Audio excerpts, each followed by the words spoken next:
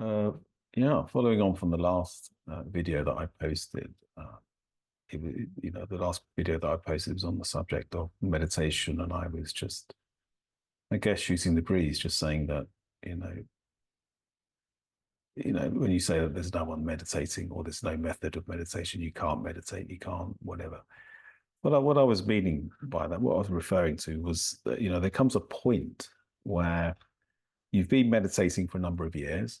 We usually call that discursive meditation, whereby you're practicing awareness, holding a thought in your mind, or bringing your awareness to your breath or to a body or whatever, and it's maintaining that awareness over the thing, so that awareness itself begins to be the root source of whatever it is you're meditating. And it's here that you're kind of going beyond attachment to things. You're remaining as awareness rather than allowing any mind or body sensation to be given to the I thought that claims all experience, or the mind that claims all experience. So that's interesting, isn't it? So that usually that is a practice. We will begin to do that in the beginning. We practice that. We practice awareness. And we call that discursive meditation or contemplation. What happens, however, though, in the long run, is that the more you begin to practice this non-attachment, at some point by accident, the awareness comes away from the attachment itself and kind of falls into itself. And it's here that we then enter into a different type of meditation. And that type of meditation is what we call infused meditation. Once awareness falls in on itself, it's at this point, it goes beyond the subject-object relating of identity. Because when awareness falls into itself, we could say it's where awareness becomes aware of awareness. But it's not an awareness of awareness in the way that the mind becomes things or perceives things. Because the way the mind perceives things is always the subject I perceiving the thought or having a thought of something. So there's the subject, there's the object thought. We call that the subject-object relationship of the ego. But when awareness falls in on itself, awareness becomes aware of its essential nature. And as much as it's aware of its essential nature, it is the essential nature. It is the essential nature, and it's of the essential nature. So it just merges.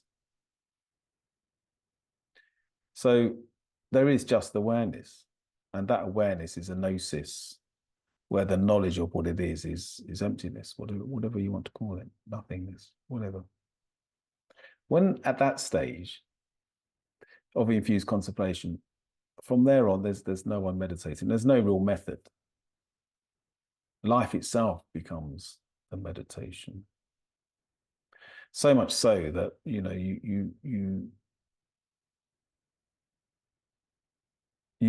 can see from that perspective, you can be that. And that itself is meditation. That itself is infused contemplation. But you could call it life, an awakened life. Realization itself is just resting in that, resting as that, identifying yourself as that. Because when awareness becomes aware of awareness, it's just oneness. So, and that's the root of all experience. So whatever thought arises, whatever sensation is carrying on, whatever you're doing in the day, that's the very root source of it. So much so that the root source of it comes to see that nothing exists separately from it. So what you see is during the day as your day, you'll see that this world appears. And there's the experience of this world, but the experience of this world is not outside of consciousness. So although you see the world that seemingly outside of yourself, that's what the mind does. It creates a thought, an extension. But at the root of that extension is consciousness itself. And only consciousness itself is the experience. There can't be experience outside of consciousness. So it's here that we start to see that the world is just a dream. It's just a projection. But at the root of this projection is this beautiful meditation, and no one's doing it. So what experience is consciousness? So what happens then is, from this perspective, you start to see that the world that appears is self-evident of consciousness being the root source. And as consciousness at the root source being the experience, it is the world.